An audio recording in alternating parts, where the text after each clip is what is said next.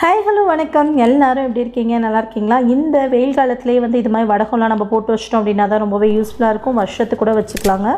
சும்மா ஜஸ்ட் இப்போ ரவை இருந்துச்சு அப்படின்னா போதும், நம்ம ஈஸியாக இந்த வடகம் வந்து செஞ்சிடலாம். வாங்க இது எப்படி செய்யுதுன்னு பார்க்கலாம். நான் பார்த்தீங்கன்னா இந்த ஃபைனான ரவை இருக்குல்ல, அதுதான் எடுத்திருக்கேன். நீங்கள் வந்து நல்ல பெரிய ரவை கூட எடுத்துக்கலாம், ஒன்றும் ப்ராப்ளம் இல்லை. நான் 2 கப் அளவுக்கு ஃபைன் ரவை எடுத்திருக்கேன். பெரிய ரவையாக இருந்தாலும் சேம் இதே ப்ரொசீஜர் தான். ஸோ மிக்ஸி ஜாரில் சேர்த்துட்டு நல்லா ஃபைனாக அரைச்சி எடுத்துகிட்டு வந்துடுங்க. கையில் எடுத்தோம் அப்படின்னா ஒரு பொடி மாதிரி இருக்கணும். கொஞ்சம் லைட்டாக நிறப்பாக இருந்தால் ஒன்றும் பிரச்சனை இல்லை, ரொம்ப ஃபைனாக இருக்கணும் அப்படின்ற அவசியம்லாம் ஒன்றும் கிடையாது. ஸோ மிக்ஸியில் போட்டு நல்லா பொடிச்சு எடுத்துகிட்டு வந்தாச்சு. வேறு ஒரு பவுலுக்கு நான் மாற்றிக்க போகிறேன். இப்போது நான் வந்து 2 கப் அளவுக்கு நான் வந்து ரவை எடுத்தேன் இல்லையா? ஸோ டோட்டலாக வந்து 14 கப் அளவுக்கு, ஒரு கப்புக்கு வந்து 7 கப் அளவுக்கு தண்ணி நமக்கு தேவை. டோட்டலாக வந்து 14 கப் அளவுக்கு தண்ணி தேவை. பட் 4 கப் அளவுக்கு மட்டும் தண்ணியை வந்து நான் இதில் சேர்த்து நல்லா கரைச்சி எடுத்துக்க போகிறேன். 2 கப் அளவுக்கு மட்டும் தண்ணியை சேர்த்து நான் இதில் கரைச்சி எடுத்துக்கிறேன். மீதி வந்து 12 கப் அளவுக்கு தண்ணி வந்து நான் ஒரு கடாயில் சேர்த்துக்க போகிறேன். நல்லா அடிகனமான பாத்திரம் எடுத்துக்கோங்க. உங்களுக்கு நார்மலாக வந்து வடகம்லாம் எனக்கு செய்ய தெரியாது, இந்த கூழ் காய்ச்சி செய்யறதெல்லாம் கஷ்டங்க, எனக்கு செய்ய தெரியாதுன்னு நினச்சிட்டு இருப்பீங்க நிறைய பேர். ஆனால் இந்த மெத்தட் ரொம்ப ரொம்ப ஈஸியாக இருக்கும். ரொம்ப ஈஸியாகவே செஞ்சிடலாம் இந்த மெத்தடு. ஸோ பார்த்திங்கன்னா வடகமே செய்ய தெரியாதவங்க கூட இந்த மெத்தடில் ஈஸியாக செஞ்சிடலாம். தண்ணி வந்து ஒரு பக்கம் காய வச்சுட்டு, ஒரு பக்கம் பார்த்திங்க அப்படின்னா ஒரு காரத்துக்கு ஏற்ப ஒரு 5-6 மிளகாய், காஞ்ச மிளகாய் இருக்கு இல்லையா, அதை வந்து பொடிச்சு நான் தனியாக எடுத்து வச்சுக்கிறேன். அதுக்கப்புறம் பார்த்திங்கன்னா இந்த இதில் வந்து ஒரு கப்பில் வந்து 2 ஸ்பூன் அளவுக்கு, ஒரு 2 ஸ்பூன் 2-3 ஸ்பூன் அளவுக்கு பச்சரிசி மாவு வந்து நான் இதில் சேர்த்துருக்கேன், ஒரு சின்ன ஸ்பூனால். எதுக்காக இந்த ஸ்டெப் நம்ம ஃபாலோ பண்ணுறோம் அப்படின்னு பார்த்திங்கன்னா, இதில் வந்து தண்ணி சேர்த்து கரைச்சி தனியாக எடுத்து வச்சுருங்க. எதுக்காக இந்த ஸ்டெப் அப்படின்னா, வடகம் வந்து நல்லா சிகப்பாக வரணும் அப்படின்றதுக்காக நான் இதை ஃபாலோ பண்ணுறேன். ஒருவேளை வடகம்லாம் சிகப்பாலாம் வந்து எங்களுக்கு பிடிக்காதுங்க, நல்லா ஒயிட் கலராக இருந்தால் தான் பிடிக்கும் அப்படின்னு நினச்சிங்கன்னா அந்த ஸ்டேஜை வந்து நீங்கள் ஸ்கிப் பண்ணிடுங்க. அரிசி மாவும் நீங்கள் சேர்க்க வேணாம், வெறும் ரவை மட்டும் போதுமானது. நல்லா தண்ணி கொதிச்சதுக்கப்புறம் ஒரு கையில் வந்து கரண்டியும் இன்னொரு கையில் வந்து அந்த ரவையும் சேர்த்து மெதுவாக ஊற்றி கரைச்சிட்டே இருந்தீங்க அப்படின்னா ஒரு துளி கூட உங்களுக்கு கட்டி பிடிக்காது. கட்டியே தட்டாமல் நல்லா சூப்பராக வந்து நல்லா கிளறிடலாம். நம்ம பச்சை தண்ணி சேர்த்து கரைச்சி வச்ச காரணம் வந்து இதுதான். நம்ம வெறும் ரவையாக நம்ம சேர்த்து கலரணும் அப்படின்னா நல்லா வந்து கட்டி ஆகிடும். ஸோ அதனால தான் வந்து தண்ணியில் கரைச்சிட்டு தண்ணி கொதிக்க வச்சு செஞ்சுக்கிறோம். எப்படி பார்த்தாலும் ஒரு கப் ரவைக்கு வந்து 7 கப் அளவுக்கு தண்ணி வந்து கரெக்டாக இருக்கும். ஸோ நீங்கள் வந்து டம்ளரில் எடுத்துக்கிட்டாலும் சரி, வேறு ஒரு மெஷர்மெண்ட் கப்பில் எடுத்துக்கிட்டாலும் சரி, ஒன்றும் ப்ராப்ளம் இல்லை. எந்த கப்பால் நீங்கள் ரவை அளக்குறீங்களோ அதே கப்பால் 7 கப் அளவுக்கு தண்ணி வந்து எடுத்துக்கோங்க. நான் 2 கப் அளவுக்கு ரவைக்கு 14 கப் அளவுக்கு தண்ணி எடுத்திருக்கேன். இப்போ நீங்கள் கரைச்சி விட்டு நான் இப்போ கரண்டியில் கோடு மாதிரி போட்டு காமிச்சேன்ல, அது மாதிரி போடும்போது பார்த்திங்கன்னா வராது. ஏன்னு கேட்டிங்கன்னா வேகாமல் இருக்குது. நல்லா கொஞ்சம் நேரம் ஒரு 5 நிமிஷம் போல் நல்லா கரைச்சிட்டு அதுக்கப்புறம் நம்ம பச்சரிசி மாவு எடுத்து வச்சுருந்தோம்ல, அதையும் சேர்த்துட்டு இந்த அரிசி மாவு அந்த கலவையிலே சேர்த்து நான் கரைச்சிட்டேன். ஸோ இப்போ நல்லா கலந்து விட்டுட்டே இருந்தீங்க அப்படின்னா ஒரு 5 நிமிஷம் 10 நிமிஷம் லோ ஃப்ளேமில் மீடியம் ஃப்ளேமில் வச்சுக்கோங்க. மாற்றி ஹை ஃப்ளேமில் ஏற்றி விட்டிங்க அப்படின்னா எல்லாமே கட்டி தட்டிடும், அப்போ வந்து நல்லா இருக்காது.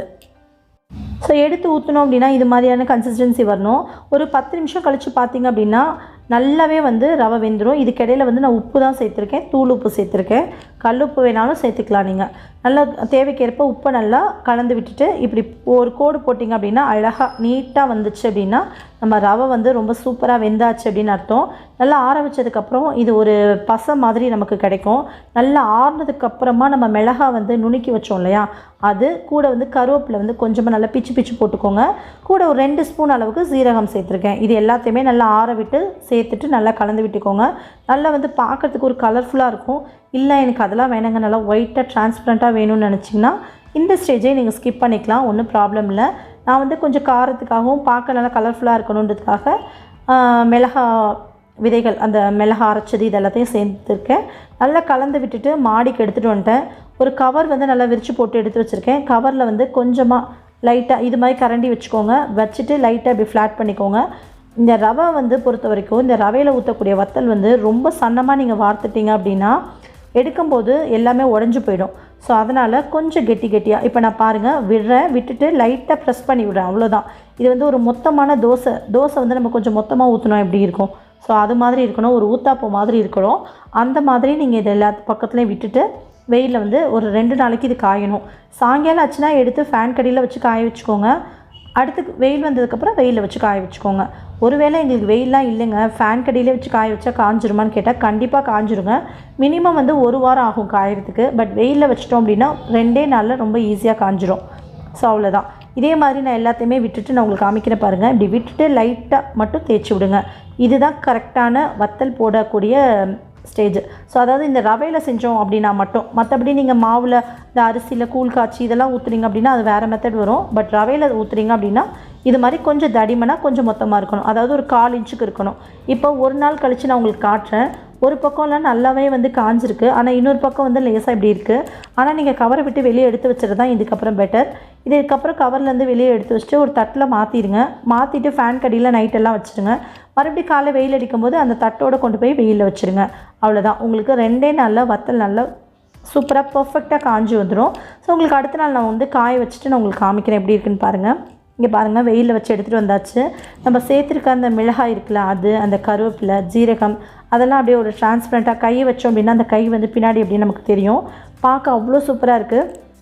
இந்த வத்தல் பொரித்து சாப்பிடும்போது ரொம்பவே டேஸ்ட்டு சூப்பராக இருக்கும். எப்போவுமே எங்களுக்கு வந்து வத்தல் வந்து பொரிச்சோம் அப்படின்னா கொஞ்சம் அந்த செவந்துச்சு அப்படின்னா தான் அந்த டேஸ்ட் எங்களுக்கு பிடிக்கும். அதனால தான் நான் அரிசி மாவு சேர்த்துருக்கேனே ஒழிய நீங்கள் அரிசி மாவு சேர்க்கணுன்ற அவசியம்லாம் கிடையாது. வேணும்னா அரிசி மாவு சேர்த்துக்கோங்க, இல்லை அப்படின்னா அந்த ஸ்டேஜ் வந்து ஸ்கிப் பண்ணிவிடுங்க. ரவை மட்டும் சேர்த்து நீங்கள் செஞ்சிங்கனாலே ரொம்ப பர்ஃபெக்டாக வரும். பாருங்கள், பொரிச்சு எடுத்தோம் அப்படின்னு ரொம்ப சூப்பராக இருக்கும். அதே மாதிரி எண்ணெய் வந்து நல்லா காஞ்சிருக்கணும். காஞ்சதுக்கப்புறமா வத்தலை பொரிச்சு எடுத்துக்கோங்க, ரொம்பவே சூப்பராக வரும். அவ்வளோதான், நம்ம ரொம்ப ஈஸியாக ரொம்ப சூப்பராக ஈஸியான மெத்தடில் வத்தல் போட்டாச்சு. உங்கள்கிட்ட ரவையெல்லாம் வாங்கி வேஸ்ட்டாக போகுது, சும்மா வெட்டியாக கிடக்கு அப்படின்னா நீங்கள் இது மாதிரி வத்தலாக புழிஞ்சு விட்டீங்க அப்படின்னாலே போதும். ஒரு வருஷத்துக்குமே வந்து உங்களுக்கு கெடாமல் ரொம்ப சூப்பராக வத்தல் போட்டு எடுத்து வச்சுக்கலாம். மழை காலத்துலலாம் நமக்கு சாப்பிட்றதுக்கு சாப்பாடுக்கு தொட்டுக்க இல்லை அப்படின்னா டக்குன்னு எண்ணெய் காய வச்சோமா பொரிச்சோமா எடுத்தோமா சாப்பிட்டோமான்னு இருக்கும். உடச்சி காமிக்கிறேன் பாருங்கள் எப்படி இருக்குன்னு. சூப்பராக உடையுதில். கண்டிப்பாக நீங்களும் ட்ரை பண்ணி பாருங்கள். ட்ரை பண்ணி பார்த்துட்டு எப்படி வந்துச்சுன்னு கீழே கமெண்ட் பண்ணுங்கள். உங்களுடைய கமெண்ட்ஸ்க்காக நான் வெயிட்டிங். ஓகே, இந்த வீடியோ உங்களுக்கு பிடிச்சிருந்தா வீடியோக்கு ஒரு லைக் கொடுங்க. மறக்காமல் நம்ம சேனலை சப்ஸ்கிரைப் பண்ணிக்கோங்க. கூட வர பெல் ஐக்கானை கிளிக் பண்ணிட்டால் அப்படின்ற ஆப்ஷனையும் கிளிக் பண்ணிடுங்க. ஸோ தட் நான் போடக்கூடிய வீடியோஸ்லாம் உங்களுக்கு உடனே நோட்டிஃபிகேஷன் வந்து சேரும். நீங்களும் மிஸ் பண்ணாமல் பார்க்கலாம். உங்களை இன்னொரு வீடியோவில் மீட் பண்ணுறேன். பாய், தேங்க்யூ.